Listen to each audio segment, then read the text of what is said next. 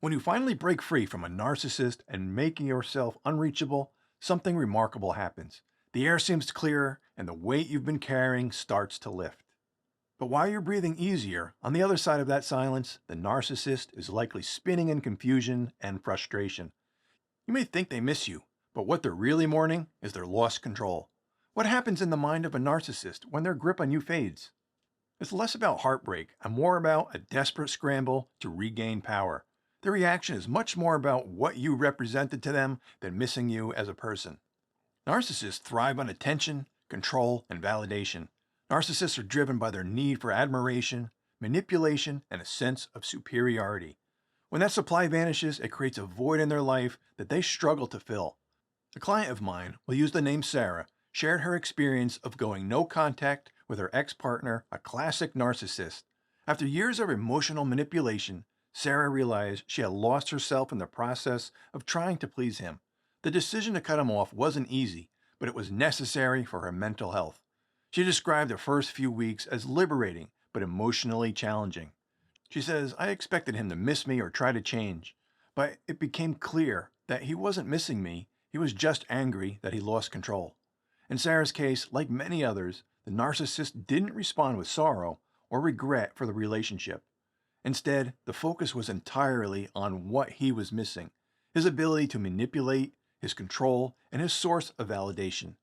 This emotional detachment is a key aspect of narcissistic behavior.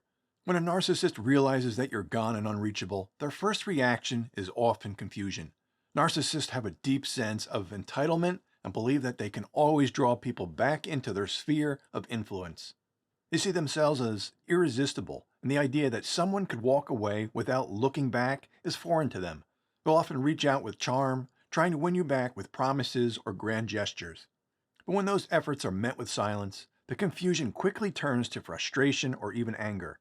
One common response is to send a barrage of messages, alternating between pleading and threatening. They may accuse you of being heartless or attempt to make you feel guilty.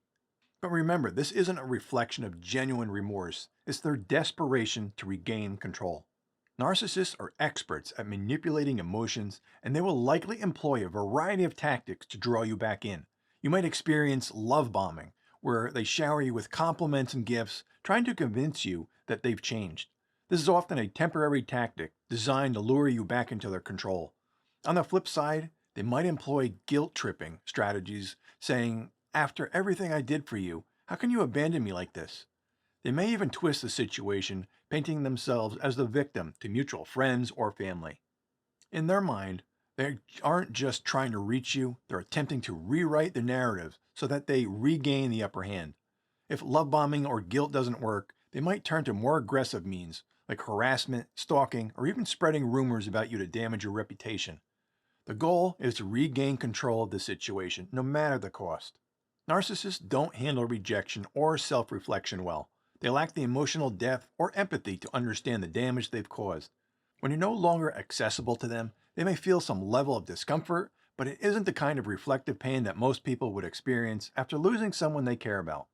For a narcissist, it's not about feeling sorrow for the relationship, it's about losing their source of admiration and control. One of the reasons they can't self-reflect is that it would require them to admit fault, something their ego cannot tolerate. Admitting that they are wrong or flawed undermines the very foundation of their identity. So instead of reflecting on their behavior, they often blame others and convince themselves they were the victim. It's also worth noting that not all narcissists are the same. While overt narcissists are more aggressive and blatant in their manipulations, covert narcissists tend to be more subtle.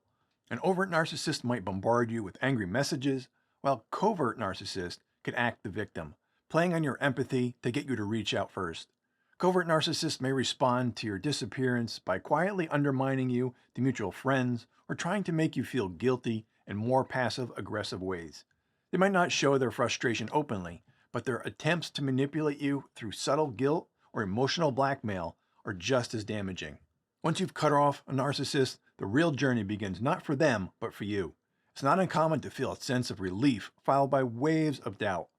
You might wonder if you made the right decision, especially as they attempt to pull you back. Narcissists can make you feel like you're the problem, twisting events to suit their narrative. Healing after cutting ties with a narcissist takes time. You've likely been conditioned to question your own worth and judgment. This period is about reclaiming your sense of self and rebuilding your confidence. Surround yourself with supportive people who understand your situation and try to avoid any contact with the narcissist. Even a small interaction can draw you back into their web. Sarah mentioned that for her, cutting ties was like detoxing from the constant emotional highs and lows. She admits, "At first I missed the drama, as weird as that sounds. It was like I had been living in chaos for so long that when it was gone, I didn't know what to do with the quiet." This is a common feeling, especially after years of living under the emotional influence of a narcissist. Recognize that the quiet is a sign of peace returning to your life, and it's in this space that true healing can occur. When a narcissist loses someone they couldn't manipulate, it doesn't necessarily change them. Narcissists tend to move on quickly to the next person who can provide the validation they need.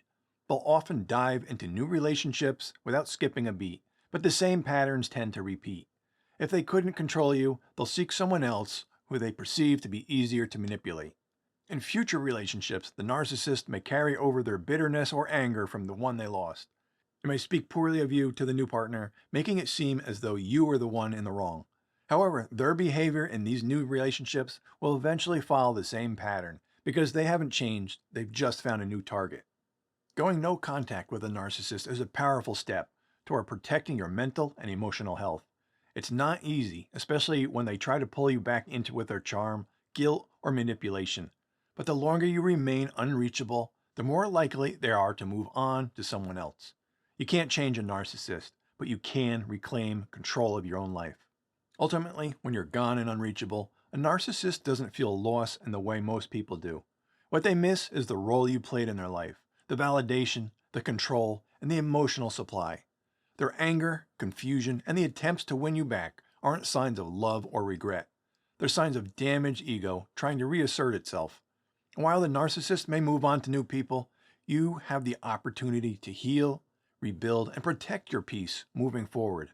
In the end, cutting ties with a narcissist is about reclaiming your own power and peace. While they may react with confusion, anger, or attempts to regain control, it's important to remember that their feelings are rooted in their own ego, not genuine loss. By staying strong and maintaining your boundaries, you free yourself from their grip and open up space for healing and growth. The silence you've created is your freedom, and it's a gift you can only protect. Stay positive, friends.